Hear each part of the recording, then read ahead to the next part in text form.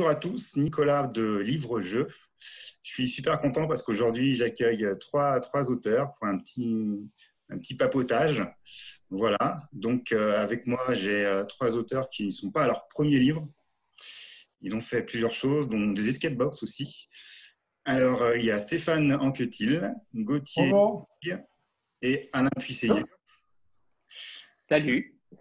Alors, pour faire une petite présentation rapide, je vais commencer par Stéphane. Alors, moi, Stéphane, je l'ai connu grâce à ce livre, un petit escape group chez 404. Et je sais qu'il s'est passé beaucoup de choses depuis cet escape book.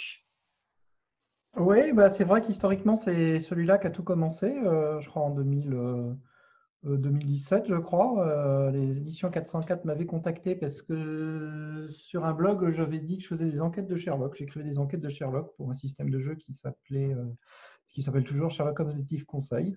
Et comme ils cherchaient un auteur de livre-jeu, capable de faire à la fois un univers Sherlock et un livre-jeu, c'est Ludivine à l'époque de 404 éditions qui m'ont contacté. Puis c'était le début effectivement d'une collaboration assez fructueuse. Et je crois qu'on en est à je crois, 4 livres. On va parler là du quatrième et 5 escape box, je crois. Voilà. Donc effectivement. Voilà. Et tu as ton crime Zoom aussi, peut-être qu'on en parlera. Voilà, à côté, oui, je fais du jeu de société et en ce moment, je développe une gamme de jeux d'enquête en 55 cartes qui s'appelle Crime Zoom. Donc, c'est une petite boîte avec 55 cartes format poker et un petit mode d'emploi. C'est du jeu d'enquête. C'est du narratif encore et c'est plus par contre adulte et plus axé policier. Merci, Stéphane. Et donc, Gauthier, lui, je l'ai découvert avec ce livre-là, chez les Marc éditions. Le Clou. C'était pas ton premier livre, tu avais fait La malédiction de Baskerville avant, je crois. Voilà. Alors celui-là était davantage amateur. J'avais écrit pour un petit concours d'écriture sur un forum internet, le forum La Taverne des Aventuriers. C'est un forum des nostalgiques de livres-jeux. Donc j'avais l'occasion. Et puis bon, il est sorti en petite série. Il est sorti peut-être à 100 exemplaires. Et ça a tout de même eu son petit effet puisque 404 l'a remarqué au passage. Et c'est là qu'il m'avait contacté pour essayer d'écrire aussi un escape book au moment où la gamme se développait, où il cherchait des auteurs. Comme a dit Stéphane, il cherchait des auteurs qui avaient un petit feeling avec le livre-jeu. Voilà. D'accord, très bien. Et donc, Alain, alors toi, je t'ai connu avec celui-ci, mais tu avais fait Oui. celui avant, sauf que j'ai remarqué ça tout à l'heure, là où tout le monde a son nom sur le livre, toi, ils l'ont pas mis ou quoi? Qu'est-ce qui s'est passé? Ouais, c'est ça. Ça, c'était le premier. C'était un peu comme Stéphane. Il m'avait contacté à l'époque parce qu'il savait que j'avais une fibre dans le non linéaire. Je leur avais proposé déjà un ouvrage non linéaire qu'ils n'avaient pas retenu. Mais du coup, ils sont revenus vers moi pour le lancement de la nouvelle collection jeunesse. Ils avaient déjà fait les escape books adultes et ils avaient envie de faire une collection juste jeunesse. Donc, c'est Stéphane et moi justement qui avons fait les deux premiers ouvrages qui sont parus. Et le Temple maudit, le méga Temple maudit, c'était l'un des premiers. Et en fait, il n'y a pas mon nom parce qu'à la base, alors c'est pas une licence, mais c'est un univers qui est créé par Cupkid. Et vu que c'est un mélange d'univers, ils ont préféré laisser le nom de Cupkid. Mais après, du coup, sur celui que toi par lequel tu m'as découvert, Game Over, là, j'ai pu mettre mon nom, vu que c'était un univers complètement inventé pour l'occasion. Ouais, c'était le début des escape books junior, donc c'est plus simple que les gros là que tu as montré, effectivement, c'est moins de pages, et il y a 30 illustrations couleurs, et puis c'est pour les enfants entre, on va dire, ça dépend si tu lis beaucoup, entre 8 et demi, 9 ans, 12 ans, quoi. Ça dépend si c'est des... Il y a un gros écart, on pourra en parler d'ailleurs, de dosage de difficulté entre des enfants qui lisent déjà beaucoup avec leurs parents, qui sont des enfants de joueurs, de geeks, etc., qui sont habitués à jouer, qui sont plutôt débrouillards, et effectivement des enfants qui ont moins l'habitude, qui sont plus...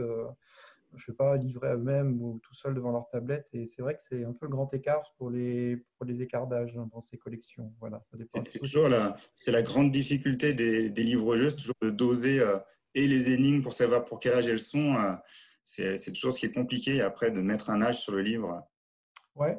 Alors c'est très, très pénible parce qu'en fait, les gens, quand tu les vois en convention, dans les salons, enfin dans les fêtes aux livres, les trucs où on est invité, quand on voit les gens vraiment passer dans les allées, regarder les bouquins, En fait, les gens sont assez amusants parce qu'on est là en face, on pourrait leur expliquer, mais en fait, ils retournent le livre, ils regardent vraiment le résumé et pour quel âge c'est.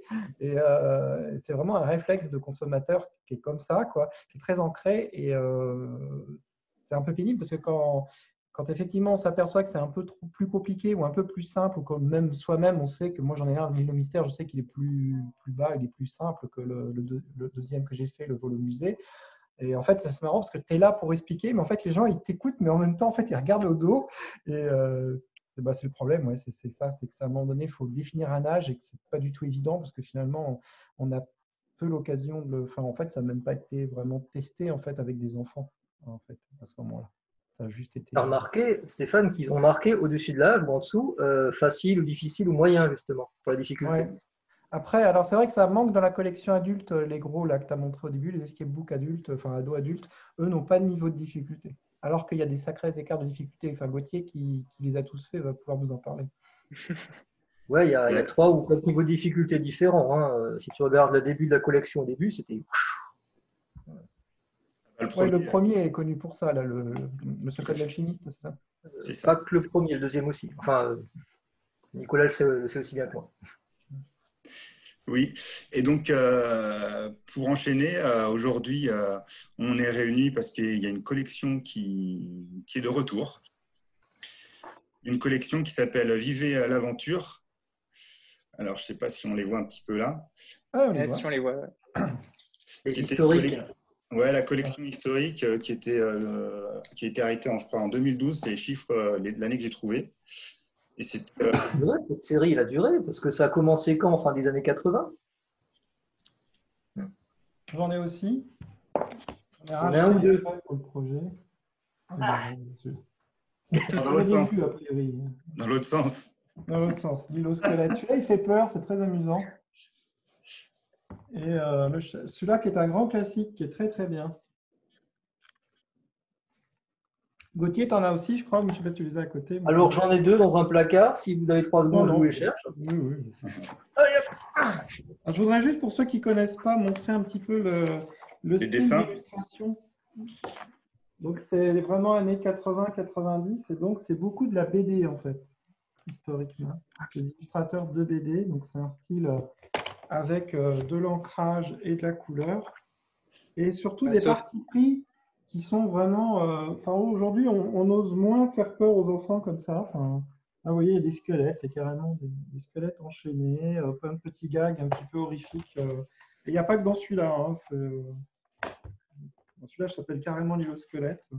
Et c'est vrai que c'est quelque chose qu'on ne fait plus de la même façon, en fait, je pense. Hop, voilà.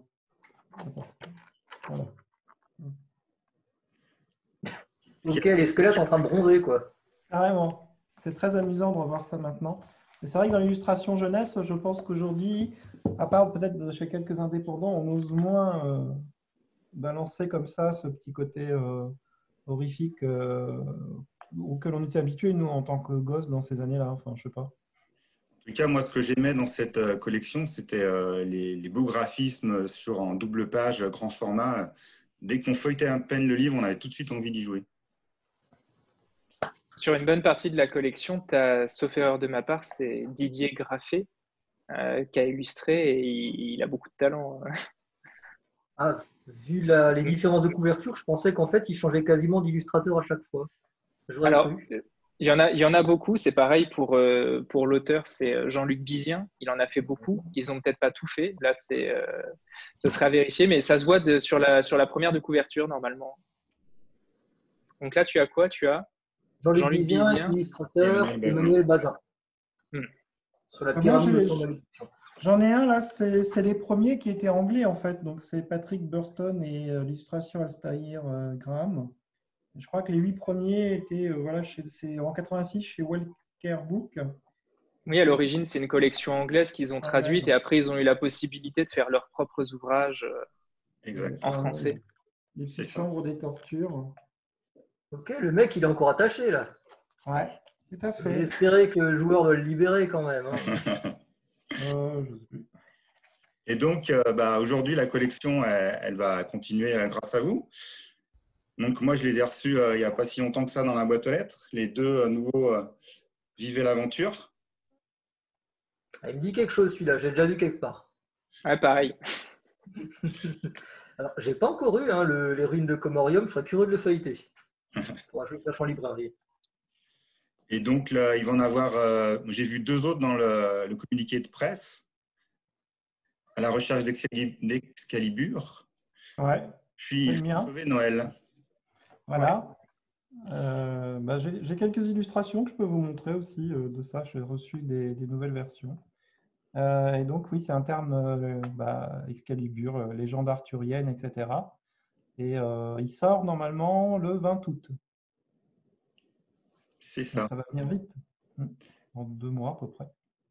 Auto sauver Noël, c'est pile pour Noël qui sort ou bien Un petit peu avant. Tout petit peu avant, ouais. Bon, c'est sûr, si tu le sortent en janvier, ce sera un peu hors saison. Hein. C'est ça.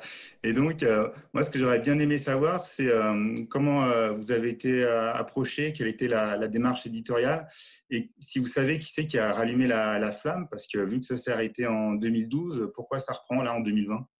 Alors, celui qui a rallumé la flamme, je crois que c'est Johnny Hallyday, je crois. Mais sinon, non, c'est une idée. Moi, j'en ai entendu parler. Peut-être Gauthier était là au Comic-Con, en fait, au mois d'octobre, il y a déjà, je pense, l'année dernière. Je ne sais pas si tu peux confirmer. Alexandra nous avait parlé de ça, je crois. Oui, on nous avait déjà approché verbalement, savoir si on était intéressé pour relancer la série. Après, de qui on a eu l'idée en interne, ça. Il faudra leur demander, ouais. Alors, ce qui est amusant aussi, c'est qu'ils ont réédité aussi des anciens chez Grund. Donc, si on tape Vivez l'aventure, il y en a des nouveaux qui sont réédités. Enfin, des nouveaux. Les anciens sont réédités. Quelques anciens sont édités dans le label d'origine, donc Grund, qui appartient au même groupe que 404, tandis que les nouveaux sont chez 404 Éditions. Voilà. Alors, je ne sais pas pourquoi. Question de droit, peut-être. Pourquoi nous, on n'est pas chez Grund aussi? Peut-être parce que 404 commence à être un peu connu, identifié comme un éditeur de livres-jeux avec les gammes Escape Book et Escape Box, et qu'ils ont considéré que c'était plus à sa place. En tout cas, voilà, c'est une idée qui est née, en tout cas, oui, je pense, l'année dernière, au milieu de l'année dernière. D'accord. Et chacun, vous avez eu des contraintes particulières pour coller à cette collection? Alain, oui. En partie, on nous a donné des contraintes et en autre partie, il a fallu nous-mêmes qu'on les définisse. Parce que le projet, au départ, on nous avait dit c'était tant de pages, que ce serait du format cahier collé, c'est-à-dire que la première, voilà, la page numéro 1 et la page numéro 46 ou 48 sont collées à la reliure rigide, ce qui fait qu'elles ne sont pas exploitables. Et il y avait un cahier dont le nombre de feuilles était connu d'avance, voilà, comme est en train de montrer Stéphane. Un cahier dont le nombre de feuilles est connu d'avance, il fallait forcément qu'il y ait une page de titre illustrée, il fallait qu'il y ait une mise en situation en une seule et unique page, et une page de solution prévue tout à la fin. À part ça, on était libre. Voilà. On nous conseillait de faire au moins une page de game over, il me semble. C'est Ouais, ça. la page de solution, elle est à la fin. Elle, pour le coup, est collée, utilisée sur la couverture. Alors, Ils ont gardé personnellement, j'avais proposé que les solutions soient imprimées tête bêche de manière à ce qu'on ne les lise pas par erreur juste en feuilletant. Quoi. C'est le cas. Ouais, je crois que tu as essuyé un peu les plâtres, Gauthier. Tu es le premier à avoir commencé justement avec ton ouvrage. Moi, j'ai enquillé et ensuite Stéphane, mais tu es le premier, oui, qui s'est lancé, on va dire, dans la nouvelle collection. Oui. D'ailleurs, j'avais reçu ton manuscrit. Des infos, hein. J'avais reçu ton manuscrit comme référence pour faire le mien, assez clairement, en fait. Au départ, j'étais parti sur une idée, mais après, on est un petit peu remis dans les cadres. On dit oui, faites comme ci, faites plutôt comme ça. Pour le personnage, faites plus ci. Alors, à noter que la nouveauté par rapport à l'ancienne collection, c'est qu'on a systématiquement 2 protagonistes, un garçon et une fille, qui sont entre guillemets génériques, c'est-à-dire qui peuvent être décrits, mais le joueur, lui, incarne les deux, en fait, indifféremment. Voilà. Stéphane, tu as devancé ma future question parce que moi, pardon. J'ai lu les deux qui sont sortis et effectivement, je me suis rendu compte qu'il y avait à chaque fois en point commun le choix entre un garçon ou une fille, ce qui est bien, comme ça a cette possibilité-là. Et puis, la deuxième petite chose aussi qui a changé, c'est qu'on nous a demandé de faire des énigmes aussi qui rappellent un tout petit peu les escape books. C'est-à-dire, on a pas tout le temps, mais on a sur 1 ou 2 pages quelque chose qui relève plus de l'énigme. Alors avant, pour ceux qui ne connaissent pas les Vive l'aventure, ce sont des énigmes avant tout visuelles qui sont dans l'illustration et qui, entre guillemets, s'auto-résolvent. C'est-à-dire qu'on demande à l'enfant d'identifier, je ne sais pas, là, le bon squelette, qui est le seul squelette qui est humain avec cinq doigts aux pieds et aux mains. Par exemple, pour reprendre mon idée du squelette tout à l'heure, ça m'avait bien fait marrer cette énigme. Et c'est l'enfant lui-même qui s'auto-valide, qui dit « Ah oui, ça y est, j'ai trouvé le bon squelette dans l'image, je peux aller en 28, par exemple. » Mais il y a un système qui empêche en fait, de tricher ou de tourner les pages. En fait, ce n'est pas le but, parce qu'il n'y a pas beaucoup de pages, hein, c'est 48 pages. Et par contre, on nous a demandé d'aller faire des énigmes qui, elles, par contre, utiliseront en fait les solutions, la dernière page, donc celle qui est collée à la fin, pour valider ou pas une petite énigme, souvent à la fin de toutes les quêtes, en fait, à la fin du livre. On a comme ça quelque chose qui rappelle un petit peu le fonctionnement des escape books. D'accord, ok. Et est-ce que vous avez eu le choix du dessinateur, de l'illustrateur? Alors, on n'a jamais le choix chez 404. D'accord. Non, c'est imposé par l'éditeur. Ça, on le découvre en deuxième phase, en plus généralement, quand on a commencé à écrire. Et on n'est pas en contact avec les illustrateurs non plus. Ça, c'est une méthode de gestion de projet qu'ils ont eux. C'est-à-dire que ça passe par eux, ça passe par. Alors, par contre, tu as un chef de projet qui te suit, qui est unique, qui est donc une interlocutrice. En ce moment, c'est beaucoup Jeanne ou Pauline. Hein, vous, les autres. Ouais. Ouais. Pour enfants et pour ce qui est ado, c'est effectivement Jeanne et Pauline, et voilà. Ludivine s'occupe plus pour ce qui est format adulte. Voilà, c'est ça. Ludivine, elle fait plutôt les escape books historiquement. Et alors, c'est quelqu'un qui te suit depuis le début du projet jusqu'à la fin. Donc, il n'y a pas de flou là-dessus. Et qui connaît généralement assez bien qui connaît bien la gamme et tout ça. Et donc, ça te permet d'avoir des réponses très rapidement quand tu proposes des idées dès le début sur les pitchs qui te sont là aussi imposés. C'est-à-dire que le thème, par exemple, moi, je n'ai pas choisi de faire, j'ai pas demandé à faire, par exemple, Excalibur. Ils définissent les thèmes, je pense, dans des réunions au départ. Alors, nous, de temps en temps, on peut proposer des thèmes, nous. Hein, ça est arrivé. Alain, je crois que tu en avais proposé, qui ont finalement été faits. Gauthier aussi, non? Alors ouais, justement. Vas-y, Gauthier. Non, je t'en prie. Oui, effectivement, et en plus, ça va me permettre de contredire ce que tu as dit au niveau de l'illustrateur. C'est que oui, en général, ils ont des illustrateurs avec qui ils aiment bien travailler. C'est compréhensible. Je pense que quand tu as une personne avec qui ça roule, tu souhaites travailler avec. Moi, dans le cadre du Minecraft, c'est un illustrateur avec lequel il travaille depuis plusieurs années maintenant. Donc, je ne vais pas leur dire arrêtez de travailler avec lui, ça ne sert à rien vu que ça fonctionne. Maintenant, c'est vrai que sur les escape books notamment, pas encore sur cette collection, moi j'ai pu proposer des thèmes. C'est le cas notamment de mon 7e escape book qui sort à l'été là, et même de proposer l'illustrateur pour le coup. Donc c'est possible. C'est vrai que là, je pense que Vivez l'aventure, c'est la collection redémarre, donc ils doivent avoir une volonté de thème fort, comme Minecraft, comme Excalibur, comme Noël et Brûle-sang aussi, de la fantasy. Mais peut-être que ça sera possible à l'avenir. Et moi, j'ai effectivement déjà une piste pour encore un 3e Vivez l'aventure où j'ai dit, mais c'est possible de proposer un illustrateur et la porte est ouverte. Après, je pense qu'il suffit de leur amener quelqu'un avec qui ils puissent travailler, que ce soit dans ce que la personne fait et financièrement, mais ça me semble faisable. Alors moi, je leur ai amené des auteurs, c'est-à-dire qu'à un moment donné, comme j'ai arrêté un petit peu, moi je mettais en suspens pour faire l'activité jeu de société, je leur ai amené des auteurs. Et je sais qu'une des personnes que j'ai recommandées a fait un des Vivez l'aventure. Il a fait, je ne sais pas s'il est déjà noté, un Vivez l'aventure Halloween. Pas vu. Voilà. Qui est peut-être un peu reporté, mais en tout cas à cause du Covid, mais en tout cas, oui, voilà, il l'a fait en tout cas. Oui, parce que théoriquement, il devrait être dans ceux qui sont déjà annoncés. Donc peut-être le tien, tu disais, c'est au cours de l'été. Le août, celui que j'ai fait, du coup, qui est juste annoncé, je pense, en presse ou autre sur Noël. Du coup, il aurait dû intervenir entre les deux. Donc, ouais, il a peut-être été repoussé, je sais pas, l'année prochaine. Et moi, justement, j'avais remarqué que les 3 premiers, en tout cas, qui sortaient, ils étaient tous sur la thématique médiévale fantastique. C'est une volonté. Hein. Il m'avait dit qu'il voulait de toute façon un tome spécifiquement fantasy, quoi, la Taram et le chaudron magique. Donc, on l'a fait.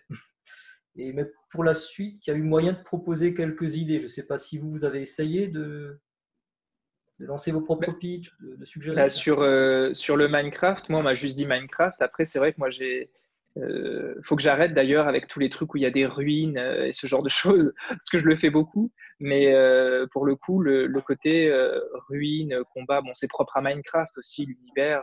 Il n'y a pas, sauf avec des mods, il n'y a pas de vaisseaux spatiaux et ce genre de choses. Mais c'est vrai que pour le coup, l'histoire, le contexte ou autre, j'ai tout proposé. Euh, Peut-être que ça aurait pas été accepté, mais j'aurais pu proposer un truc avec des licornes dans Minecraft ou autre. Mais voilà. Mais c'est vrai que là, c'est moi qui ai voulu un thème pour le coup, vu que c'est mes goûts, assez fantasy. Alors, ils ont Dans aussi l'idée. une tendance, c'est que quand on a déjà traité un thème, comme moi par exemple, j'avais déjà fait des escape box pirates, ils m'ont proposé de faire un livre pirate, pareil avec la détective, ils savaient que j'aimais bien le policier, j'ai fait aussi l'escape book détective, enfin avec une enquête. En fait, ils aiment bien quand un thème marche bien et qu'ils ont un auteur qui a déjà exploré ce thème. En fait, assez curieusement, ils ont tendance à lui reproposer de continuer.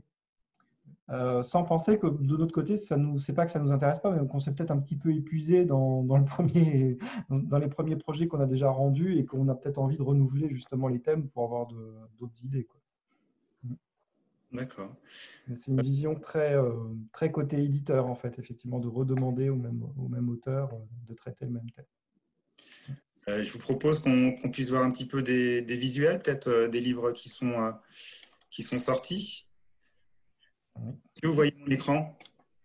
Oui. Oui, on voit à la recherche d'Excalibur. Ah, bah, ça commence par celui-là qui n'est pas encore sorti, mais en tout cas, c'est la couverture du service presse, du communiqué de presse.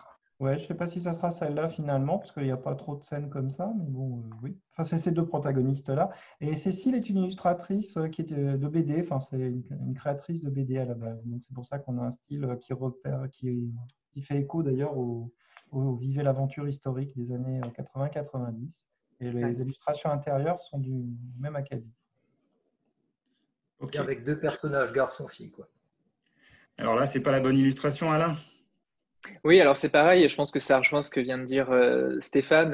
Ça, je pense, c'est les précouves qui leur permettent justement de travailler le livre suffisamment en amont, parce qu'en général, c'est travaillé 6 mois à l'avance auprès de la diffusion. Donc, c'est des précouves, elles sont pas définitives. Et oui, effectivement, je connais pas l'univers de Stéphane, mais moi, c'est pareil. Ce qui se passe dans le livre évolue par rapport à ça. Ça sera une couverture différente normalement. D'accord. Alors, on va regarder ce qui est sûr. Alors, pour que les gens comprennent, en fait, ils définissent les thèmes et les sorties très en amont. Après, ils savent qu'ils vont faire tel thème, genre, je sais pas, Halloween. Après, ils trouvent un auteur pour le traiter, un illustrateur, et après, c'est produit. Donc, c'est pour ça qu'ils ne peuvent pas savoir très en avance. Mais pendant ce temps-là, il faut que les commerciaux travaillent pour vendre le livre, pour la diffusion. Et il y a aussi tout un département qui sert à faire aussi à vendre le livre à l'étranger. On appelle la cession de droits. Qui est très intéressante pour nous parce que ça nous refait de l'argent en fait sur les traductions, les sorties en Allemagne, les sorties en Italie, etc. Et donc, ils ont des petits catalogues comme ça qui font en anglais, qui s'adressent aux autres maisons d'édition qui seraient susceptibles d'être intéressées de traduire. Et donc, c'est pour ça qu'on a ces espèces de fausses, entre guillemets, couvertures provisoires. Ça sert aussi à ça. Oui, c'est ça dans toutes les maisons d'édition, hein. Moi aussi, avec d'autres éditeurs, c'est le cas. Et en général, la presse et tout le monde sait que c'est provisoire, quoi. C'est vrai que c'est surprenant au départ quand on voit ce genre de choses. J'ai aussi des petites images à partager. Je peux le faire maintenant aussi. Oui, avec plaisir. Voilà. Donc on retrouve donc le Excalibur avec Cécile. Pour le moment, ah si, ça arrive. Ouais, j'avais oublié de cliquer. Voilà. Donc j'aime aussi parce que c'est un style. Alors il ne s'est pas encore mis en page. Hein, c'est des illustrations brutes, enfin brutes, déjà bien dessinées, etc. En Ah, elle est craie. sympa, la map est cool. Voilà, ça c'est une map. Ah oui, alors on n'a pas dit, mais au tout début, il y a toujours une map qui est Mm. interactive et libre avec des quêtes qu'on fait un peu dans l'ordre qu'on veut. Certaines sont verrouillées.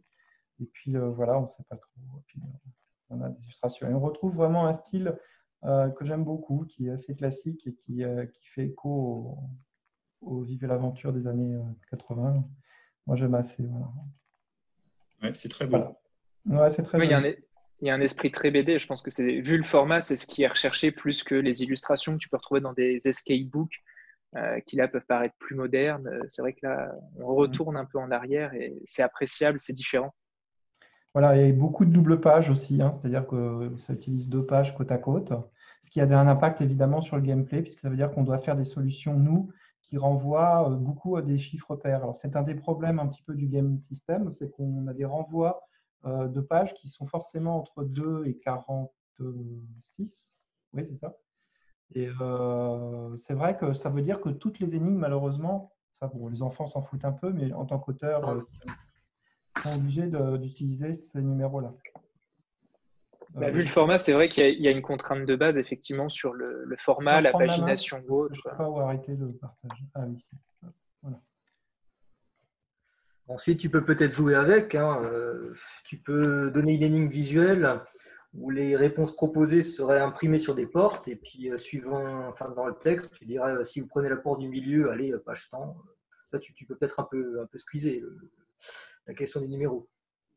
Oui, mais tu n'as pas le droit d'aller au-delà de 48, quoi. C'est un peu compliqué, quoi. C'est qu'il n'y a pas de paragraphe. C'est la page et le paragraphe de renvoi. Mais comme il y a 48 pages, tu n'as pas des 52, par exemple. C'est forcé, mais je pense que tu peux trouver un système pour éviter que la solution soit forcément un chiffre. Mais après, il faudra quand même convertir la solution en renvoi vers une page. C'est un petit peu ça que serve le paragraphe solution à la fin, où on peut effectivement faire des énigmes qui se valident par la bonne réponse, enfin par autre chose, et qui renvoient à des pages après, dans un deuxième temps. Oui, tu peux trouver des astuces pour tricher ou autre. Moi, dès le premier, j'ai trouvé une astuce pour tricher, parce que tu peux mettre effectivement on va dire des fausses réponses qui sont peut-être plus que le nombre de pages de l'ouvrage. Pour le coup, moi, je me suis servi des gardes dans le mien, alors que tu n'es pas censé t'en servir, mais pour mettre des trucs. Il y a moyen, je pense, d'essayer d'être assez inventif pour dépasser ces contraintes-là. C'est vrai que, en ce qui me concerne, en tout cas, de tous ceux que j'ai fait, c'est le plus contraignant techniquement. Parce que tu n'as pas autant de pages que tu peux. Les escape book jeunesse, par exemple, c'est aussi contraignant parce qu'on me dit c'est tant de pages max, tant de signes à faire. Mais c'est vrai que là, de travailler directement avec une pagination, d'une certaine façon, comme c'est le cas dans le milieu de la BD quand tu es scénariste, impose une contrainte un peu plus importante. Après, personnellement, ça m'a pas dérangé. C'est assez cadre et moi, justement, j'aime bien essayer de chercher l'astuce pour dépasser le cadre. Ça, c'est vrai que dans les livres-jeux, dans tous ceux que j'ai pu lire, il y a souvent des astuces où tu sors du cadre, voire même des fois, il y a des solutions qui sont dans la couverture. Je sais qu'il y a le code barre qui a été utilisé ou l'illustration de la 4e de couverture. Là, tu disais que tu avais fait J'allais te le dire. Je crois que ça fait pareil dans Fort Boyard. Justement. J'ai fait ça dans Fort Boyard. Il me semble, les numéros il y a des indications qui sont sur les marges qu'on ne remarque pas quand on lit, mais après tu y renvoies. C'était mal. Mais sinon, dans le Vivez l'aventure, on a le droit d'utiliser les pages de garde. En fait, au début, on n'en est pas question, puis après, c'est utilisable en erreur, en choses comme ça. Enfin, moi, le mien utilise les 2 premières. Toi aussi, non? Oui. En fait, si tu veux, c'est pas qu'elles sont pas utilisables, c'est que techniquement, tu mets pas de texte, sauf effectivement sur la fin, étant donné que la garde de la fin, c'est la solution et un paragraphe de ce que tu veux. Là, moi, c'est un paragraphe d'échec, par exemple. Mais la première garde, pour moi, et je crois que c'est le cas sur tous, c'est une illustration. Donc, à partir du moment où tu as une illustration, tu peux t'en servir justement pour cacher quelque chose dessus, avoir un indice ou autre. Ouais. C'est utilisable à ce niveau-là, puisque de toute façon, tu sais qu'il y a une illustration à cet emplacement. Ouais, moi, je m'en sers comme page d'erreur, quand tu es perdu, en fait, quand tu te plantes, quand tu fais un mauvais choix. Moi, j'ai planqué quelque chose dessus lié à une énigme. Je ne sais pas, Gauthier, qu'est-ce que tu en as fait, toi, si tu as fait quelque chose Moi, c'était une page de mise en bouche. C'était les prémices de l'aventure, juste avant que les héros n'entrent dans la pièce. Tu voyais les traces de ce qui s'était passé juste avant que les héros n'arrivent. À savoir, tu vois l'ombre du dragon, tu vois le livre où le dragon a aspiré le grand-père des enfants qui est encore en train de briller au-dessus de la bibliothèque. Et tu as l'escabeau renversé, la porte ouverte qui indique qu'il y a une catastrophe. Puis dès la page suivante, tu as les enfants qui rentrent par cette porte et ils découvrent la scène de crime. Voilà. Vu d'un autre point de vue, je voulais qu'on voit depuis le haut de la bibliothèque et que le livre dans lequel ils seront aspirés ait la même couverture que le volume lui-même. Ce qui est le cas, c'est la même couverture qu'on a remise en incrustation, quoi. Une mise en abîme bienvenue. C'est une Directement, on a la map, page 10. Tu fais l'assistante. Là, ma charmante assistante va nous montrer la page 10. Cynthia, s'il vous plaît. Alors, la map, j'ai été soufflé de comment l'illustrateur, il a réussi. Moi, je lui ai donné un petit croquis qui ressemblait à rien, quoi. Hein. Elle est Et sympa. il a réussi à en tirer. Il a tiré une double page qui est nickel. Alors, pour mémoire, j'avais proposé ça en me basant sur les livres dont vous êtes le héros, écrits par Brennan, celui qui a fait la série de la quête du Graal. Puisque c'est meilleur, c'est quand il réussit à te faire une aventure où c'est de l'exploration de map. Où il te fait par exemple la carte d'un village et puis tu peux aller dans telle maison où tu as un numéro qui est imprimé sur la maison, tu as un paragraphe qui correspond. Bah, voilà ce que j'ai proposé. Ok. Bon, bah merci.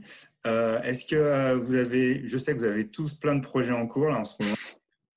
Est-ce qu'on peut faire un petit tour de webcam pour que vous nous mettiez l'eau à la bouche? Qui commence? Bah, je sais pas, Alain, il a plein de trucs en ce moment. Allez, Alain. Ouais, justement. Bah oui, moi j'ai pas mal de choses. J'ai de la jeunesse. Bah, j'ai un 7e escape book jeunesse qui va sortir en août, si je ne me trompe pas. Il a été repoussé. Donc là, pour le coup, c'est encore de la fantaisie, encore dans un univers avec un château en ruine. Donc ça s'appelle Les Gardiens du Cristal d'Argent. Pour le coup, on va suivre justement l'histoire d'un petit groupe d'aventuriers qui va se rendre dans un château pour essayer de comprendre qu'est-ce qui est en train de se passer, vu que le mal, les ténèbres s'emparent de plus en plus du château. Donc voilà. Et après, sinon, parce que je ne vais pas tout dire, les deux autres très importants, j'ai un jeu jeunesse qui va sortir aussi. Tout a été décalé en août en fait avec le confinement. C'est magnifique, tout est en août maintenant. Qui s'appelle Mascotte, qui est un party game, où là pour le coup c'est pour les enfants et c'est aussi très familial.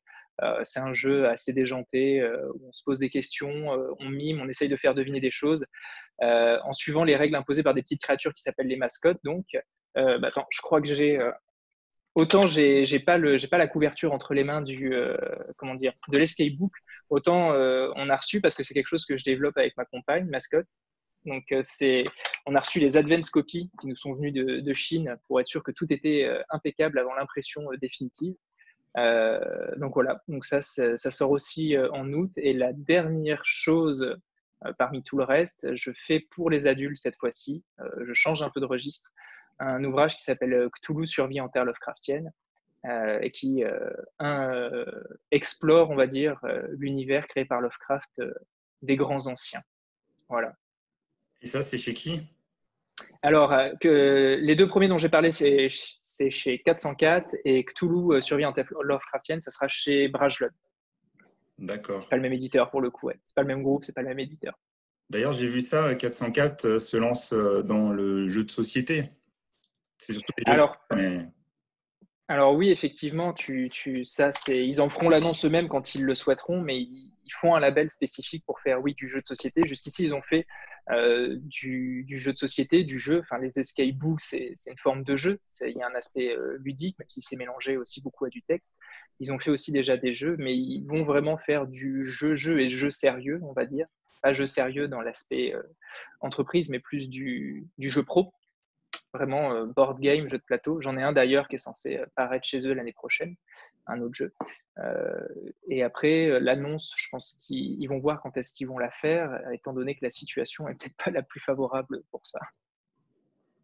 Okay, merci. Gauthier, des petites annonces de nouveautés? Je vais d'abord compléter ce que disait Alain. C'était le label que veut lancer 404 était déjà annoncé lors du festival des jeux à Cannes au mois de février. Oui, c'est vrai. Utiliser le truc. Hein. Ils avaient même fait des jolis nappes avec le logo et tout. Alors, pour tu l'as, attends, juste, ouais, tu l'as là, le petit logo 404 on board. On va dire que tout est prêt et que je pense qu'ils attendent peut-être d'avoir un début, un catalogue prêt ou autre, et ils vont sûrement à Paris, à Cannes l'année prochaine ou à Paris et Ludique l'année prochaine. Je pense que ça sera très officialisé. Le communiqué de presse est parti. Hein. Ah, ok. On espérait que ce soit un truc secret, et puis raté. Il fallait commencer par ça. Gauthier, vas-y. Moi, je continue tranquillement la série Qui est chez Au Livre du Dragon d'Or, donc qui est dans le même groupe que Grune et 404 pour Hasbro. Donc là, pour le moment, il n'y en a que 2 qui sont parus. Et d'ici la fin d'année, il y en a encore 3 autres qui vont paraître. Un qui se passera dans un univers Maya, où il faut toujours trouver un voleur ou un saboteur ou un traître en se basant sur le principe du jeu Qui est. Les personnages, c'est toujours un frère, une sœur, doivent interroger des gens, ils apprennent que le coupable il n'est pas blond, que le coupable a les yeux comme ci, qu'il a ou non des lunettes, et donc tu élimines au fur et à mesure les personnages, quoi. Et à la fin, tu as une petite résolution. Qu'est-ce qu'il y a d'autre? Sorti fin août, il y a un Escape Book Junior, donc la même gamme où ont travaillé Alain et Stéphane, à thème mythologique, c'est Icare et le labyrinthe de l'impossible. Bon, la map, là, c'est simple, c'est un labyrinthe, hein. Et ça va revisiter le mythe d'Icare en s'inspirant d'un roman allemand, le roman J'ai bien connu Icare de Hans Baumann. Je me suis un tout petit peu inspiré. Et j'essaierai de mettre à la fin l'auteur conseil, puis je mettrai des conseils de lecture pour aller plus loin sur le mythe d'Icare. Quoi d'autre? Des escape box, 2 escape box enfants, l'une faite en partenariat avec le musée du Louvre, l'autre avec une licence, alors comme ce n'est pas encore annoncé, bon, je pas trop le dire, et une escape box adulte. Là par contre c'était annoncé, c'est l'escape box Risk, le jeu de stratégie, donc transformé en jeu d'énigmes cette fois-ci. J'ai vu ça. Et c'est tout pour cette année, il me semble. D'accord. Il nous reste 1 minute, Stéphane. On va faire vite alors. Ouais. Alors ça c'est sorti maintenant en fait, parce que ça devait sortir pendant le confinement, donc ça a été repoussé. C'est une escape box Minecraft Earth. Et donc, c'est pas la suite, mais c'est comme ma première escape box Minecraft. Et là, c'est sur un petit peu de. Ça se passe à Paris en réalité augmentée avec des téléphones, etc. Donc, c'est toujours escape box 9, 10 ans, 11 ans. J'ai beaucoup de traductions qui sortent, donc c'est juste pour vous amuser, c'est les différences de traduction. Donc, ça, c'est la version française de l'île au mystère qui est déjà sortie l'année dernière. Et la toute nouveauté, c'est la version allemande. Et on peut voir que la version allemande a une couverture cartonnée. Ouais. Épaisse. Ça, c'était la version italienne. Et il y a aussi, ça sort aussi en fin d'année en anglais aux USA. Donc c'est amusant parce que chaque éditeur fait un petit peu à sa sauce. Et puis sinon, moi je continue de développer vraiment ma gamme, pas ma gramme. Je continue de me développer aussi en grammes. Je prends du poids aussi, mais là c'est la gamme Crime Zoom. Et donc on est en train de travailler sur tous les autres jeux, ces jeux policiers en 55 cartes. Ça c'est un proto de la deuxième. Et je n'ai pas grand-chose à vous montrer parce qu'on est au stade plutôt proto virtuel, Photoshop, etc., faire les cartes, etc. Et ça me prend beaucoup de temps parce que j'en fais 4 en même temps, en fait. Voilà. Alors, beaucoup de boulot. Sortir un lot, quoi, en fait. Voilà. Eh ben, voilà. Merci beaucoup. Merci tout le monde. Merci à tous. Et puis, merci à toi. On fait ça quand vous voulez.